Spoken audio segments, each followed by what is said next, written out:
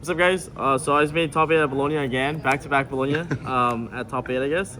Drew 6 hand traps game 3, which is pretty unfortunate, but that is my engine, so. Shouts to, of course, Sam, Team Sam. You guys can check out Supreme Pro Pack 10 for 10% off the entire store. There's gonna be a nice Black Friday deal coming soon, so stay tuned for that. And yeah, of course, guys, best sleeves. I use them the entire YCS. In Europe, you don't have to actually change your sleeves in Top Cut, so it was nice to be able to use them all the way through. This is like my last pack of whites, so I came to good use, I guess. And yeah, of course, shout out to, of course, my Metafy as well. If you guys are interested in getting better at the game, I had one other student who was also in Inner Circle that made top 64 at the same YCS. He played Yugioh, which was the other deck that I really wanted to play, but I decided to play a hand trap deck instead, just because I figure, like, you know, everyone's trying to combo, and I think this deck is like really good into like beating all like the grinding out the hand trap boards. Yeah, and then also shouts to, I guess, Raid and Trade, Josh, and Nash, Nico, everyone else on the Raid and Trade team. I actually made this list myself and a bunch of people in Inner Circle prior to the YCS, and then they also approached me saying that they're like working on something similar, so we exchanged some ideas, and that was really helpful. But I didn't really get to test with them at all, but we did exchange some theories, so definitely shouts to those guys. You guys can, you know, check out their Twitter below. And any other shouts I'm missing? Oh yeah, and shouts to Ibra for skipping the event. And anyone else? Oh, and shout to Enzo for playing every night with me until 2, 3 in the morning. I think other than that, that's pretty much it. So let's get into the deck profile. So the main engine of the deck, you have 3 Ash Blossoms, 3 Mourner, 3 Veilers, and then, of course, like 3 Ogre, 3 Infinite Permanents, 3 Purge, and then I can explain the 2 Droll, 2 Nibs. Basically, I maxed on all the good hand traps are at 3. So like Veiler, Mourner, Imperm, Ogre, and Purge is really good. This deck can play Purge because there's like not a lot of restriction. If you draw with Ash, you just always Ash first and then Purge after. Your combo actually ends with the trap in the graveyard, so the Purge will always negate and destroy. And this card gives you an edge in the 10-pie matchup. You only play 2 Nib because the way you hand trap with this deck is that you kind of hard stop your opponent, so Nib doesn't come up that often, but you still play because you signed the Chummies post side, so it gives you the highest chance to draw this post side in combination with the other hand traps against like common decks like Yubel, Ritual Beast. And I played 1 fire the entire tournament out of like 15-16 rounds I played, so I had a really difficult tournament because my deck was built to beat fire, but I played only 1. I played mainly 10-pie, Ritual Beast, Sharks. I don't even know what else I played against. Like basically like a bunch of like random decks, like literally Rogue, Chimera Fiendsmith. So just literally a bunch of random decks. So I had a really tough tournament experience, but the hand traps really do carry you. I decided to play Droll. I think the Raid and Trade guys played Bell. They did talk to me about Bell. I think Josh brought it up or something, but I didn't want to play Bell because I wasn't too sure about how it worked, so I played 2 Droll instead. It actually was really good for me. Yeah, so I didn't really mind it at all. Yeah, but that's it. I think I played 22 hand traps in the main deck. Yeah, it's pretty much the core of the deck at the moment. All engine. Yeah, and then for the engine, I played 3 Lacrima, 3 Engraver, Lurie, double track, and then the 1 trap. So basically the way the deck kind of like conceived itself was... Here. You can order here. Okay. This is the table, no, oh, this is the restaurant. Okay, sorry, yeah. Okay. Yeah, it'll be quick, sorry. No. Yep. Basically... I need the Yeah, basically, I played this because I played this engine because it basically is when I was playing Yubel, I noticed that the Fiendsmith engine was carrying the grind game, the hand trap wars. So that's why I decided to play the Fiendsmith package. They're just really good in hand trap wars. Also, this card is really good. It's basically a torrential tribute, sending every card on the field to the graveyard. If you control like DSRA, so you can actually use Fiendsmith to search this card, draw a card off Necro Equip, and then end on this with DSRA, and then nuke your opponent's entire board. So it's like really, really good. And then of course you can dump this off Lacrima as well to have an extra interruption on your opponent's turn. Because when you go normal summon Lacrima and they Ash Requiem, you can use the trap after. No? Okay. Oh, we have to go? Okay. 3 Lacrima, 3 Engraver, 1 Lurie, 2 Tracked, and then the Paradise. These cards are really good because they help you win the hand trap war. Specifically Lacrima. This card is basically impossible to hand trap because no matter how you hand trap this, it turns into Requiem, and then on your opponent's turn, if they ash the Requiem, you can use Lacrima to summon back Requiem, to then use Requiem to summon back Lacrima, and then Lacrima will send the Paradise. This card allows you to send a DSRA from your extra deck to the graveyard, or any Fiendsmith from your deck or extra deck to the grave. When your opponent special summons a monster. Against Fire King, this is like insane because basically, whenever they're playing and trying to combo and they play Island, you can use the trap to send a DSRA to target the island and nuke their board so they can never kill you. So that's kind of like the why this engine is really good. So this has a really good fire matchup. Unfortunately, I played only one fire in my 15, 16 rounds at the YCS. So I had a really tough tournament. But I think the deck has like a really good mid-range approach, which I'm pretty comfortable with. So I think I was able to do well because of that, because I'm used to playing like the mid-range grind games. But definitely not the easiest tournament experience because I played a lot of like Yugioh, which is arguably my only 2 losses in Swiss, like the toughest matchup by far. But yeah. The other thing about this trap that you need to know, because these cards are pretty self-explanatory, is that the trap, first effect is that it can target a Fiend monster that's 7 or higher, and then send every single card on the field, except itself, the card you targeted, to the graveyard. So there's actually a combo where you using Graveyard to search the Paradise to add it to your hand. Necker Equip will draw you a card because you discard the Engraver, and then you go sequence into DSRA, and then you would end on Paradise set and the DSRA on the board, and then basically you go DSRA negate something, and then you could use the trap to send their whole board to the graveyard. It came up for me like 4 times where against the breaker decks, this card like just nukes their whole board. It's basically like Torrential Tribute, but even for back row. So in testing, I played against a Labyrinth deck where I activate this at end phase, and he sent 5 back row to the graveyard. So I was like, yeah, it's really good. So yeah, there's a bunch of like 2-card combos that allows you to end on this plus Caesar as well. I think I did that. No, yeah, on feature match actually in top 8, I ended on the DSR Caesar board, but I couldn't get access to this. Because I didn't draw in Graveyard, I believe. So, but if you draw in Graveyard, you can end on this as well. So that's that. And then of course, like the other engine that's really good in the grind game is the Cashier cards, right? So 3 Racos, 3 Fenrirs, 2 Unicorn, and then 1 Birth. Originally, my initial version of this deck is I actually played triple Unicorn, I played Theosis, I played Scarecrow Cash, and I played Baby Riseheart. But I wanted to cut down on those cards to fit even more hand chips in my deck because I felt that 18 wasn't enough, which sounds like kind of crazy, but I wanted to play the 22. So I cut 4 of those engine cards, the 3rd Unicorn, the Theosis, the Baby Rise, and the Scareclaw to fit 4 extra hand traps in my deck, which were the 2 Nibs, 2 Drolls. But those cards did perform really well for me in testing as well. I just felt like I need more hand traps. But obviously, yeah, so I'm playing 41. The only thing you need to know is that Racos is really good because it boosts all your monsters, but it does have a weird confliction with Typhon that you have to keep in mind, is that when you make Typhon while you have Racos up, your Typhon gets bigger than 3000, which means that you can't use Typhon effect to detach and bounce something, which is a pretty annoying restriction. So I almost wanted to cut down on Racos and play the 3rd Unicorn, something I thought about, but it didn't come up. The restriction lock didn't come up that much for me, but it did win me a game against Centurion because I made Legacia first. I made Typhon. I bounced back his Despotter.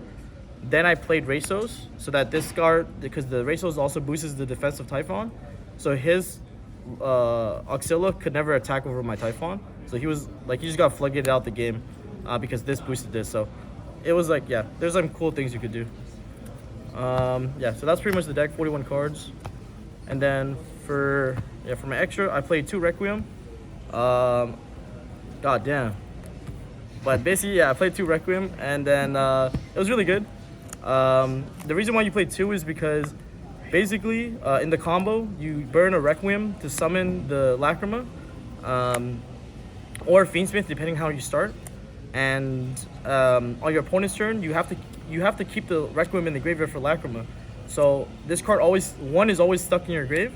As a result, you need a second one on the next turn in order to convert Light Fiends into a level 6, which allows you to access post turn 1 another rank 6, right? So your turn 1 ends with the Caesar, and then your turn 2, the second Requiem will go into another 6. So that way you don't need a second Necro Equip. Originally, I was playing a second Necro Equip over this, but then I realized that like you could just play a second Requiem instead. And I won I think 2 matches just because my opponent didn't know I played 2. So one of them got SP'd, and the second time I got statued on my, he either ruined my Requiem, and I had a second one in my deck. So yeah, so that was pretty nice. I played 2 sequences as well because I thought that in Europe people just spam cash cards, so I just figured I need a second one. 1 Moon, SP, Agunde. So this card's like really good. So basically, like one of the craziest plays I did the entire tournament was I had a friend here on board. And then I used my Fiendsmith cards to make sequence into a DSRA, and then I linked my DSRA, my sequence off into Agunde. And then what I did was I used this to target the engraver in my graveyard to equip to it, and then summon it. This card gives it 1800 attack, which makes this card 3600, allowing me to put a Typhon on top of my engraver, which sends the Agunde back to the graveyard.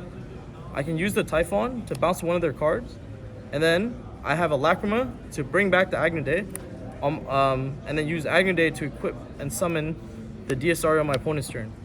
So, like this card is just really crazy. And then of course it does piercing, so you can win some grind games just off the piercing alone.